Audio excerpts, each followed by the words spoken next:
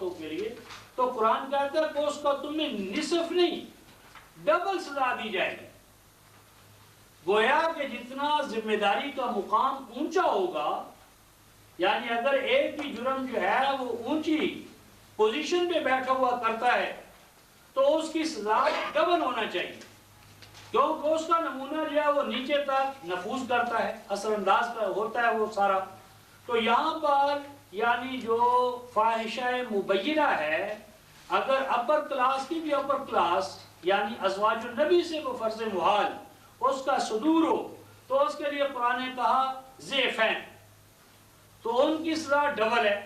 تو اب اس کا یہ معنی نہیں ہو سکتا تو ان کو 2 دفعہ سنسار کیا جائے گا۔ تو گویا کہ سنساری جو ہے زنا کی سزا یہ قرآن میں نہیں ہے۔ اب باقی رہا یہ مسئلہ کہ حضرت عمر نے کہا تھا کہ ہم ایسا کرتے رہے یا انہوں نے، تو یہ قرآن حکیم پہ یعنی ایک اضافہ ہے۔ اور اگر یہ کہتے ہیں کہ رسول نے کیا، تو ہو سکتا ہے کہ آپ کی عدالت میں یہود کا کیس آیا ہو، یہود کا کیس آیا ہو اور یہود کے اپنے تقاضے کے مطابق اس کو آپ نے رجم کیا ہو۔ یعنی مسلم سوسائٹی کے اندر زنا کے حوالے سے جو سزا ہے وہ صرف میعاد جلدہ ہے، رجم جو ہے وہ قرآنی سزا نہیں ہے۔ اس کے بعد ارشاد فرمایا وَلَا تَأْخُذْكُمْ بِهِمَا رَأْفَةٌ فِي دِينِ اللَّهِ، اور فرمایا کہ جب تم یہ مجرموں کو سزا دو تو اس دوران نہ پکڑ لے تمہیں نرمی۔ فی دین اللہ، دین اللہ سے مراد یہاں احکام الہیہ کا نفاذ ہے۔ تو احکام الہیہ کے نفاذ میں تو مجرموں کے لیے آپ نے اندر نرمی کا جذبہ جو ہے وہ نہ پالو۔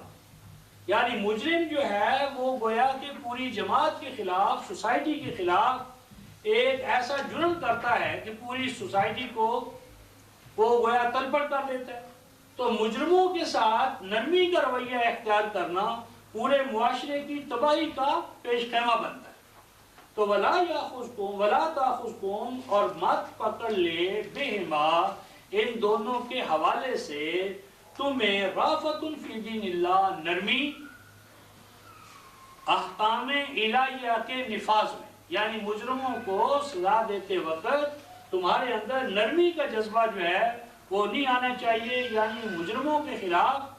جرائم کا سدباب کرنے کے لیے احکام الہیہ کا جو نفاذ ہے اس میں پوری طرح تمہیں مستعدی کا، حفاظت و نگہداشت کا، چوکنے پن کا مظاہرہ کرنا چاہیے۔ ان کنتم تؤمنون باللہ والیوم الآخر، اب اس کو مشروط کر دیا کہ اگر مجرموں کے لیے تمہارے اندر رحمت کا جذبہ پیدا ہوتا ہے اور معاشرے کو اس طرح تم تلپٹ کرنا چاہتے ہو، تو یہ دلیل ہے اس بات کی کہ تمہارا اللہ اور آخرت پر ایمان نہیں ہے۔ یعنی اگر تم اللہ اور آخرت پر ایمان رکھتے ہو تو مجرموں کی بجائے معاشرے کا جو اجتماعی مفاد ہے اس کو تمہیں اولیت دینا ہوگی۔ تو مجرم کے بارے میں نرم دلی کا رویہ اختیار کرنا گویا سنجیدگی کا مظاہرہ کرنا ہے پورے معاشرے کے خلاف۔ تو فرمایا کہ مجرموں کو سزا دینے کے دوران تمہیں نرمی نہ پکڑے، بلکہ پورے گویا کے ڈسپلن کے ساتھ نظام کے اندر رہتے ہوئے ان کو بھرپور طریقے سے اس کی سزا دو۔ اور آگے فرمایا وَلْيَشْهَدْ عَذَابَهُمَا طَائِفَةٌ مِّنَ الْمُؤْمِنِينَ، اور فرمایا کہ یہ جو عذاب ہے، سزا ہے، اس سزا کو تم پوشیدہ طریقے سے کسی تہ خانے کے اندر یا کسی ایسے مقام پر جہاں کوئی دیکھ نہ رہا ہو، ایسا بھی نہیں ہونا چاہیے۔ پس چاہیے کہ گواہ ٹھہرے، وَلْيَشْهَدْ، پس چاہیے کہ گواہ ٹھہرے، یعنی عذابہما، ان دونوں کی اس سزا کے، طائفۃ من المؤمنین، مومنوں کی ایک جماعت۔ مراد یہ ہے کہ یہ سزا برسر عام اوپنلی ہونا چاہیے تاکہ دوسروں کے لیے یہ عبرت ہے، یعنی دوسرے افراد اس کو دیکھ کر کہ اگر ہم بھی ایسا کریں گے تو ہمارے ساتھ بھی ایسا ہوگا۔ تو یعنی سزاؤں کا نفاذ اس انداز میں کیا جانا چاہیے کہ آنے والے جو ہیں یا بعد میں جو مجرم بننے والے ہیں ان کو پہلے سے سبق ملے۔ اب اس کے برعکس اگر یہ ہو کہ اخبارات میں تو جرائم کے نقشے، خاکے اور بڑے بڑے عنوانات چھپیں اور ان کو بڑے مثال دار انداز میں پیش کیا جائے، لیکن کبھی نہ پتہ چلے کہ مجرم پکڑا بھی گیا اور مجرم کو قرار واقعی سزا بھی ملی۔ تو اس کا نتیجہ یہ نکلے گا کہ پورا معاشرہ جو ہے اس کا جرائم پرور ہونا جو ہے وہ اس کا اظہار ہوگا، اور مجرموں کو گویا کہ ان کی حوصلہ افزائی ہوگی کہ تم بھی کرو، کیونکہ اس معاشرے میں تو کوئی مجرم کو یا مجرموں کو پکڑنے والا نہیں ہے، فلاں نے کیا چھوٹ گیا، فلاں نے کیا چھوٹ گیا، ہم بھی کریں گے تو ہمیں کون پکڑے گا، ہمارے لیے بھی کوئی نہ کوئی راستہ پیدا ہو جائے گا۔ تو دو بنیادی اصول دیے رفقائے محترم، ایک تو یہ کہ جہاں کہیں بھی اقدار وحی کی خلاف ورزی ہو تو اس اقدار وحی کی خلاف ورزی کو چیلنج تصور کرنا چاہیے پوری مسلم سوسائٹی کے خلاف، اور اس گویا کے جرائم کے حوالے سے جو یہ ذہنیت بنی ہے یا جو ارتکاب ہوا ہے وہ پورا مسلم معاشرہ جو اسے اپنے لیے چیلنج تصور کرے، اور مجرموں کو سزا دینے میں حکومت کے لیے یا ارباب یعنی بست و کشاد کے لیے ہم سب کو ان کا دست و بازو بننا چاہیے، تاکہ معاشرہ جو ہے وہ اول تو اس میں جرائم کا ارتکاب نہ ہو، اور اگر ہو تو جلد از جلد اس کا سدباب ہوتا رہے اور معاشرہ اقدار وحی کے عین مطابق جو ہے وہ ڈھلا رہے۔ اس کے بعد آیت نمبر 3 میں فرمایا الزانی لا ينکح الا زانیتا او مشرکا والزانیۃ لا ينکحها الا زان او مشرک وحرم ذلک علی المؤمنین۔ اس آیت میں جو ترجمہ ہے اس میں ایک زیادتی ہے، اور وہ یہ کہ ترجمہ اس کا عام طور پر یہ کیا جاتا ہے کہ زنا کرنے والا مرد نہ نکاح کرے اس کے ساتھ مگر زانیہ عورت یا مشرکہ عورت، یعنی اس سے یہ مفہوم لیا گیا ہے کہ جب کوئی زنا کرے تو جو مرد جس عورت کے ساتھ زنا کرے وہ اس کے ساتھ اس کا نکاح کر دیا جائے۔ تو یہ جو مفہوم ہے وہ یہ غلط اس لیے ہے کہ لا ینکح جو ہے یہ امپیریٹیو نہیں ہے، یعنی یہ فعل امر نہیں ہے، یہ فعل امر ہونے کی بجائے جو ابھی ہم بات کر رہے تھے یہ ہے نیگیٹو۔ یہ لا جو ہے یہ لا نفی کا ہے، لائے منفی ہے، لائے نہیں۔ جس طرح ہم نے دیکھا کہ لائے نہیں جو ہے امپیریٹیو جو ہے وہ تو صرف مخاطب کے 6 صیغوں پر آتا ہے اور آخر میں آ کر جزم دیتا ہے۔ یہاں پر ہم دیکھتے ہیں کہ ایک تو غائب یا غائب کے حوالے سے ہے، نمبر 2 حق کی جو پیش ہے وہ اپنے مقام پر قائم ہے، لہذا لا ینکح جو ہے یہ امپیریٹیو نہیں ہے۔ مسلم سوسائٹی کو یہ نہیں کہا جا رہا کہ جو زنا کرے بس اس کے ساتھ زانیہ کا نکاح کر دو یا اپوزٹ۔ اس کے برعکس قرآن یہاں پر یہ خبر دے رہا ہے،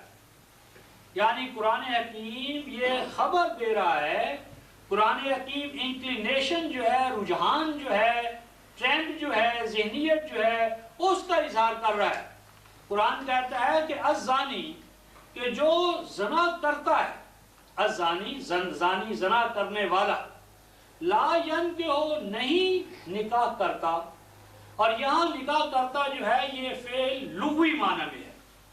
یعنی فعل شرعی معنی میں نہیں، اصطلاحی معنی میں نہیں، بلکہ یہ ینکح جو ہے یہ لغوی معنی میں ہے، یعنی جب وہ کسی کے ساتھ انڈلج ہوتا ہے، جب وہ اس فعل کا ارتکاب کرتا ہے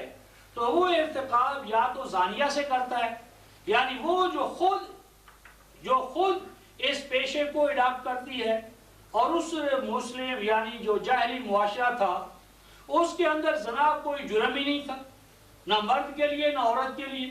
اور آج بھی یورپ کے اندر یعنی یہ جو اس حوالے سے انہوں نے اس کو کوئی گناہ نہیں سمجھا، یعنی اگر دونوں چاہتے ہیں رضامندی سے کریں تو کوئی ان کے ہاں یہ گناہ نہیں ہے۔ تو قرآن کہتا ہے کہ زنا جو ہے یعنی یہ جو ایکٹ ہے اس کا ارتکاب یا جب بھی کرے گا مرد تو یا تو وہ زانیہ سے کرے گا، زانیہ سے یہاں مراد ہے وہ عورت کہ جو زانیہ یعنی مجرد ایسی ہو کہ اس کا آگے کسی کے ساتھ نکاح نہ ہو، اور مشرکہ جو ہے وہ ہے کہ جو زانیہ بھی ہے اور کسی کی وہ منقوہ بھی ہے، یعنی یا تو وہ کرتا ہے ایسی کے ساتھ کہ جس نے کسی بھی اور کو اپنے لیے وہ نہیں منتخب کیا ہوا، یا یعنی مشرک فی الزوجیہ، مشرک فی الزوجیہ، یعنی یا تو وہ کسی اور کی وہ ہوتی بھی ہے اور ساتھ کے ساتھ اس کام کو انجام دیتی ہے، اور اسی طرح والزانیۃ لا ینکحها الا زان و مشرک، اسی طرح عورت جو ہے جب اس ایپ کو پسند کرے گی تو اس کا مطلب ہے یا وہ زانی سے کرے گی یا مشرک، یعنی وہ کسی اور کا خاوند ہوگا۔ اور قرآن بتانا یہ چاہتا ہے کہ حرم ذالک علی المؤمنین، یعنی مومن سے یہ توقع نہیں ہے، مومن سے یہ توقع نہیں ہے، مومن ہوتے ہوئے زنا کا مرتکب نہیں ہوتا، یعنی بتانا یہ مقصود ہے کہ زنا اور ایمان ایک دوسرے کے منافی ہیں، یعنی مومن زانی نہیں ہوتا، اور زانی جس وقت زنا کرتا ہے اس وقت وہ مومن نہیں ہوتا، یعنی حال قونہ مؤمنا۔ اور اس ضمن میں رفقائے محترم اللہ تبارک و تعالیٰ نے ہمارے لیے جو آئیڈیل یعنی صورت یا نمائندہ صورت پیش کی ہے وہ سیدنا یوسف علیہ السلام کی ہے، کہ جب تمام گویا کے مواقع حالات دوسری طرف جانے والے ہیں اور وہ سب بلند کھلا اس کو دعوت دیتی، تو آپ فرماتے ہیں معاذ اللہ ان ربی احسن مثواي انه لا يفلح الظالمون،